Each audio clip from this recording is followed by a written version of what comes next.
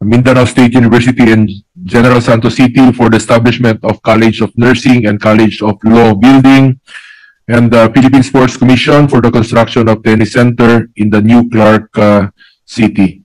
We submit the aforementioned proposals for consideration of the sponsor. That is all, Mr. President. Maraming salamat po, Senator Bongo. Just a quick question. I noticed that the proposals do not have figures. Ang ibig sabihin ba nito, it will be subjected to fiscal space and also the committee's analysis? Yes, we will also submit a written amount. Okay. Kasi yung mention nyo in your proposed amendments, wala pong amount. So, I take it na this will be subjected to fiscal space.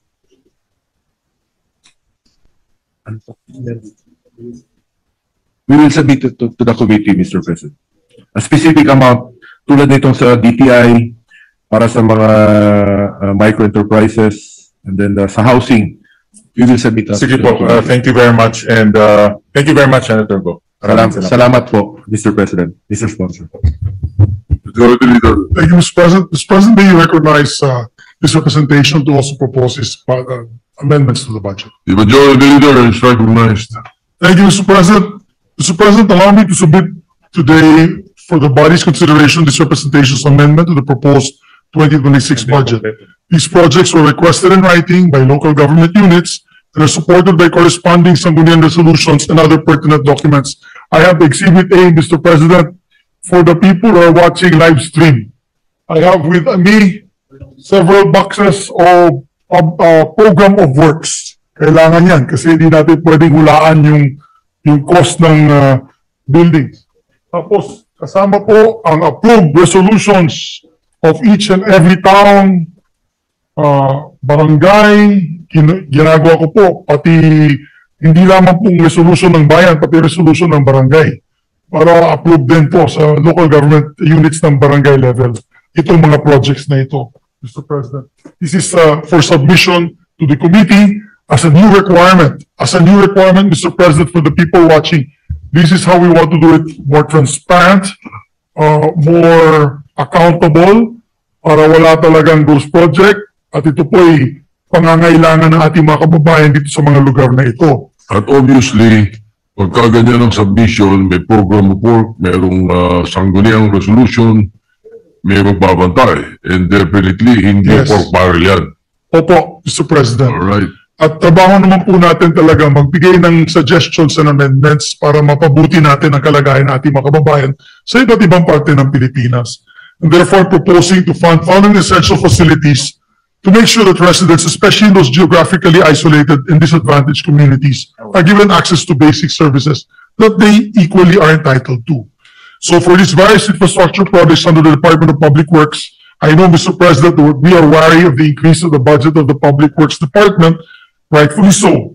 But the fact remains that many of our far-flung communities are still in desperate need of infrastructure development, and we cannot leave them in the dust. Most of these projects, Mr. President, are in rural communities in Mindanao that we're helping. So with these proposed amendments, we hope to fund the construction of hospitals, infirmaries. As a matter of fact, the completion of the Iloilo City Hospital is here. We also proposed the completion of the Bacolod City Hospital that I initially already funded a few years back. We have also amendments to approve or to construct new PNP buildings in Mindanao, as well as assistance to the AFP in several camps, also in their multipurpose centers. We have here also creation or construction of infirmaries, evacuation centers, barangay municipal halls, multipurpose buildings, roads and bridges, and water system projects that are essential to bring government services closer to the people, Mr. President. So again, I'd like to reiterate, we comply with the requirements, the minimum requirements that would make Senator Panfilo Lacson happy. Kasi pag wala pong requirements, ang sa kanya po ay parang insertion lang yan. Ito po ay ginawa natin na yon under your leadership, Mr. President, and under the leadership of our new chairman, Senator Sherwin Gatchalian. So I congratulate the committee for these additional requirements to make sure that there are no longer any ghost projects or itong mga sinasabi nga na fly-by-night projects. Next, Mr. President, we have to invest in our farmers and our future for food, so we allocated for the local government units on the local government support fund an increase of 50 million for agricultural inputs, planting materials for coffee and high-value crops for our farmers. Next, we move to education, and there's no bigger priority in the national budget than the education sector. So in light with Education Focus 2026 budget, I'm proposing an increase of 100 million pesos for the Bukidnon State University, and this is to fund various academic buildings to support the state university's growing student population for academic programs. And I know Senator Gatchalian knows this proposal and programs that we do there. We expanded, Mr. President, early in the 2015 survey, Bukidnon was in the top 10 poorest in terms of poverty incidences. We were part of the top 10 in terms of poverty incidences in the Philippines. We decided to come up with a anti-poverty summit and concluded that we need to really help in the education of our people. So, nagkaroon po kami, Mr. President, ng maraming satellite campuses ng Bukidnon State University. We have about 16 satellite campuses now in almost all of our municipalities in Bukidnon, and because of that, we are no longer in the top 10, we're not even in the top 20 in terms of poverty incidences after like about 6 or 7 years that we were able to come up with 10, almost close to 9,000 new tertiary education students, tertiary level students, Mr. President, all over the province. So really education helps push the income of our constituents in these far-flung communities. We also would like to propose an increase of 10 million for priority infrastructure projects for Central Mindanao University. Both of these universities, Mr. President, are now in the top 10 universities in the nursing examination. Wala pong failure rate itong dalawang universities. I'm proud to say that these two universities have been helping uplift our people in Northern Mindanao. For the National Housing Authority, an increase of 40 million for the agency's resettlement projects to ensure our people getting safe and dignified lives under the government housing program. For the NEA, the National Electrification Administration, an increase of 20 million to fund ongoing construction of power distribution lines necessary for the operation of the Bukidnon Airport, Mr. President, in Barangay Maray-Maray, Don Carlos. They need to buy the needed transformers, Mr. President, because this is going to be a vital gateway, not just for Bukidnon, but also for Central and Northern Mindanao. For the Commission for Culture, the National Commission for Culture and Arts, an increase of 10 million for the planning and programming and curatorial activities to build and design the Northern Mindanao Center for Culture and Arts to preserve and promote the showcase of unique cultural traditions and expressions of the different indigenous tribes of Northern Bukidnon. For the Cultural Center of the Philippines, an increase of 15 million for the Philippine Arts and Culture Promotion and Development Program. To be specific, this fund will outreach programs of the Philippine Philharmonic Orchestra, allowing them to bring their music to people all across the country through free concerts for the public.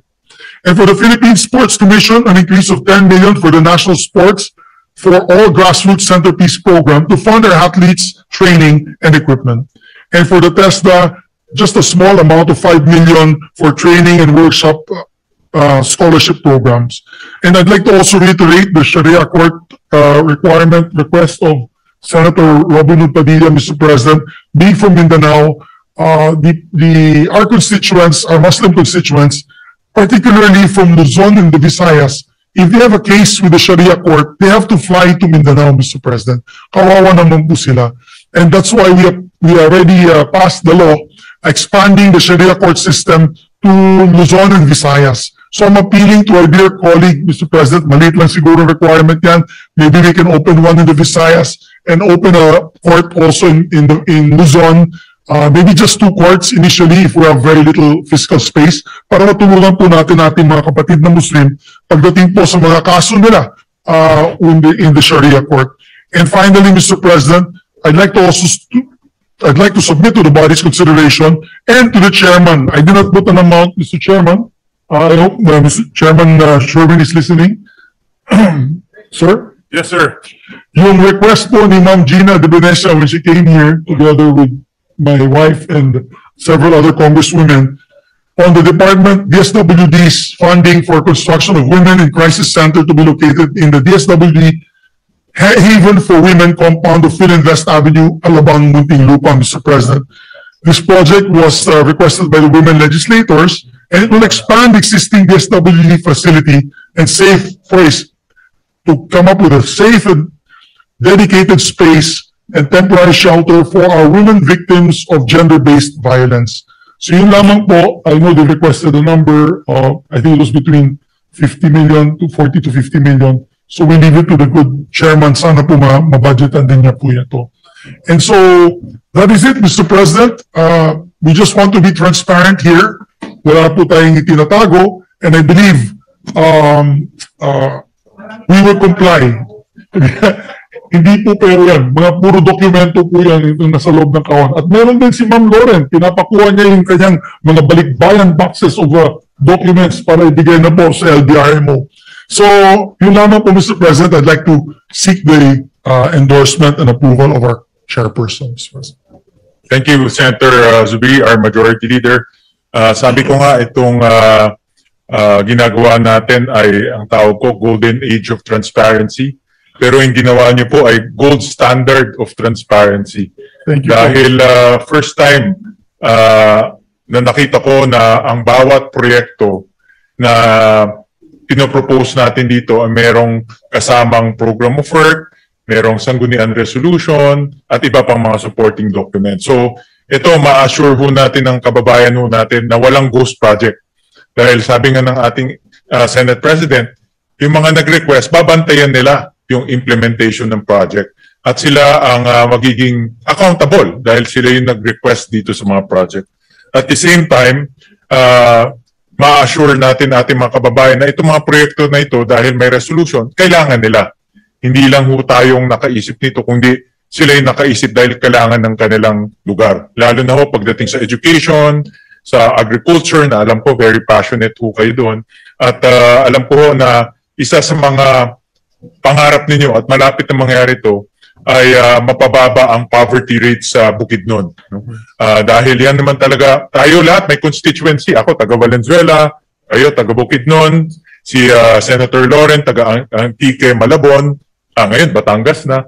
So, lahat tayo may sariling constituency na gusto nating umunlad, no? At bumaba yung poverty rate. So, papasalamat po ako kay Senator Zubiri dahil siya po ang nag-set ng gold standard of transparency na lahat po tayo ngayon ay dapat yun ang ating minimum standard. Maraming salamat, Majority Leader. Thank you very much, Mr. President. Thank you very much to our chairman. Again, I congratulate him. I think first time po under your leadership, Mr. President, and under the leadership of Senator Gatchalian on the Committee of Finance that we are doing this. And I think sana po maging ano na po ito, Standard. the standard for every Congress that will take over, Mr. President. Thank you. I believe, Mr. President, What about the other members of the Senate who are not here yet? Or I believe, Mr. President, we can recognize the good chairperson to sponsor their amendments. I believe he'll be reading them one by one. Senator Gatchalian, the chairman of the Committee on Finance, is recognized. Yeah, Mr. President, before we continue, can I ask for a minute suspension? Yes, sure. Senator Sherwin Gatchalian is recognized. Thank you, Mr. President. With the permission of the body, I will read the proposed amendments of 11 of our colleagues on their behalf, Mr. President. So let me start off with the amendment of Senator Bato de la Rosa, Mr. President. And for the record, Mr. President, he sent the committee a letter dated December 1, 2025, duly signed by Senator Bato. And he itemized his amendments in this letter, Mr. President. So his proposed amendments for Philippine National Police under the Department of Interior and Local Government, an increase of 30 million pesos for scholarship program of the PNP in collaboration with Asian Institute of Management. Letter B, an increase of 260 million pesos for capital outlay to be used for the following. 1, enhanced and secured satellite communication integrations project of the PNP